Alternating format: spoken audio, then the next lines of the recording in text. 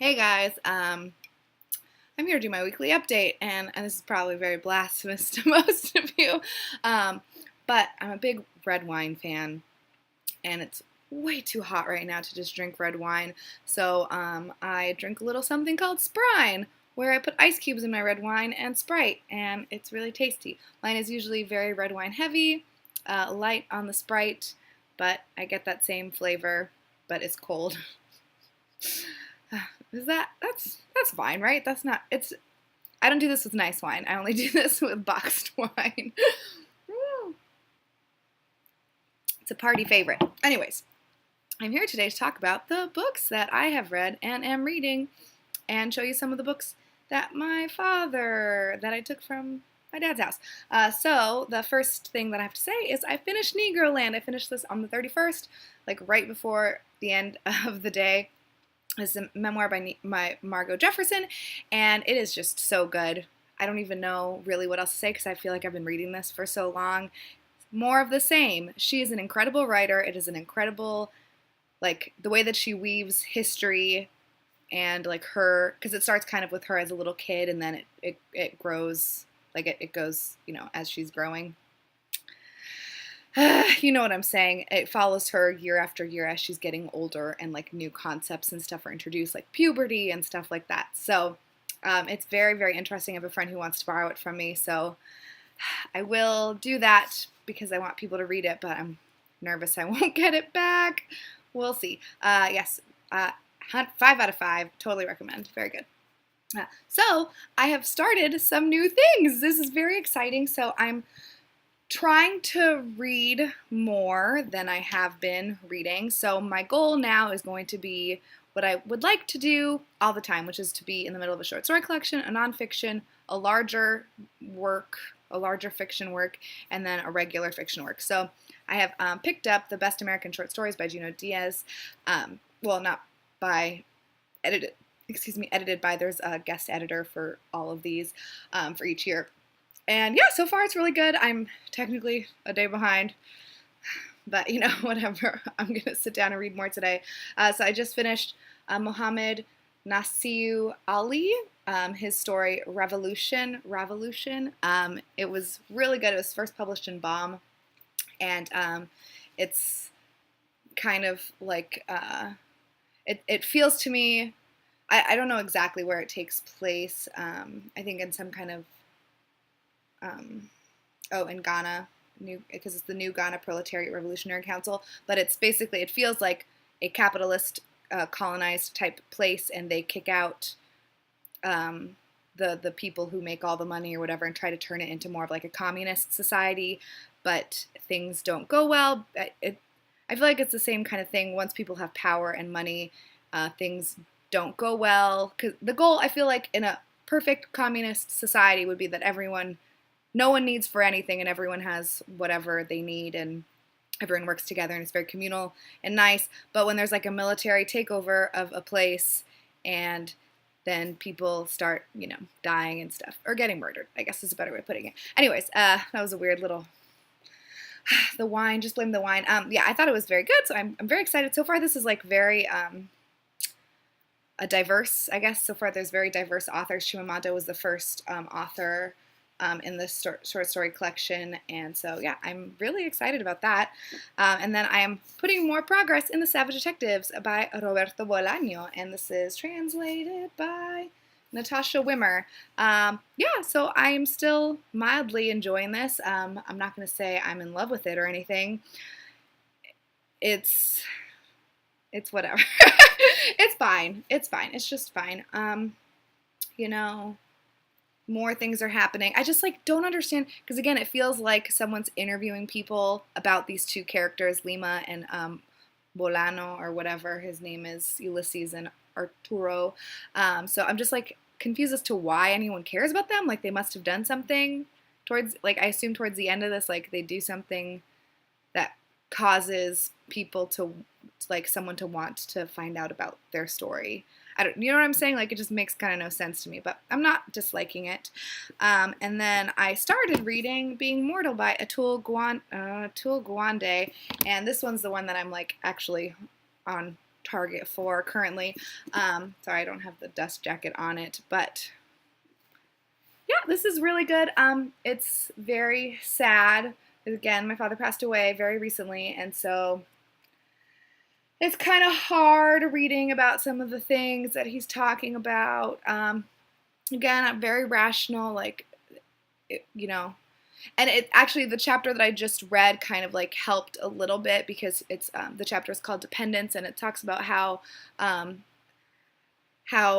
people, so as people get older and they're unable to care for themselves, they go to like skilled, assisted living homes, nursing homes, whatever you want to call them, and how they kind of like lose their sense of control, and like so they have to eat, and it does a really he does a very interesting thing where I guess like prisons and stuff are kind of equated to nursing homes, so they feel it's like you're incarcerated in the nursing home because you have to eat on schedule, you have to do like group activities on schedule, and like all this kind of stuff that is very interesting. And like I just know that my father would not have been able to live his life like that at all, and he was basically immobile. So anyways, it's kind of helping a little bit, but it's also really sad because it's like, it's like, why does everyone have to die in a hospital? Why can't people die at home with their families? And I wasn't there, and so just, so I'm like, conflicted all the time.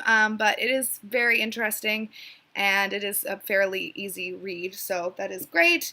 And then the novel that I started is The Czars Dwarf by Peter H. Fogel, translated by Nina Nunnally. This one I haven't quite read too much of, which is unfortunate.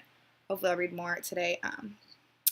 But so far we're following a Danish female dwarf who has just been given as a present by the Danes to the Tsar of Russia, who apparently really likes dwarves. And yeah, it's interesting. It makes me laugh a little bit because, she's in this time period that this story is written in. It's, dwarves are classified as like, monsters, or what, like they're not it continues to call people human beings and dwarves, like dwarves are not classified as human beings or something. And so I find it very interesting, and she's kind of like forced to do certain things. It could be because her father actually sold her, so she is technically considered property, but I feel like everyone's trying to like force her to do something, and like she does not want to do it because autonomy and shit. So it's so far it's funny. Hopefully it continues to be funny. It does feel a little bit like Mr. Folkdahl like went to some kind of schooling for writing, because it feels a little flowery, but whatever, it's fine. It is good so far. And yeah, so those are the things that I'm reading. I need to also read Tar Baby, but I'll worry about that later. Right now I'm trying to de-stress, so I'm just trying to focus on, certain things. So I've got some books here to show you from my father's shelves. The first one here, and you will notice a very heavy theme. I feel like most of these are heavily themed in this manner, but the first one that is here is Notes from a Small Island by Bill Bryson. And then Do Travel Writers Go to Hell by Thomas Konstam. I don't know if this is, I don't know. That name just sounds not, but anyways, whatever. And then Balkan Ghosts, A Journey Through History by Robert D. Kaplan. Yeah, some kind of history thing. International Relocation by Wendy Cole and Sue Shortland. So that's fun. My dad smoked cigars in the house too, so everything kind of stinks a little bit. Moving Abroad, A Guide to International Living by Virginia McKay. So yeah, my dad, I don't know if I mentioned it, but he was a travel writer. So my dad has beef with Rick Steves. I may or may not have mentioned this before. And I surprisingly found Europe Through the Back Door by Rick Steves, signed to my father. Where is it? Isn't that funny? My dad really did not like Rick Steves. He thinks that Rick Steves basically stole his idea. My father wrote his own book called How to Europe. It's by John Burma. That is his pen name. And so I might in the future do a giveaway of his book. I found like a bunch of copies in his the closet in his bedroom or in his office. And I like don't need. I would like one copy of each edition that he has, but I really don't need more than that. Maybe like keep a couple like for future if I ever have children or something. But I found a bunch of them, so I might do a giveaway if anyone's interested in having a copy of my father's travel book. There's like photos. This is, I think, one of the first editions. That's the second edition. And yeah, so he he basically thinks that Rick Steves stole his idea. I don't know how accurate that is. I looked at the publication date, and the first edition of this book was 1980, and I think the first edition of my father's book is 1981. So technically, Rick Steves wrote his book first, but I don't know if maybe he read my dad's book and then incorporated my dad's ideas, because I don't know what a first edition of this book looks like. So it's very interesting. My dad's like goal in life was to be a travel writer. So maybe I'll link his website down below. He has a website. I don't know if I've mentioned it before, but I need to try to figure out about that too. Anyways, this is kind of getting weird. But yeah, so that was a fun surprise to see that book there. Let me know if you have read any of the things that I am reading or whatever, or like what you're reading if you're having a good time. I'll see you later.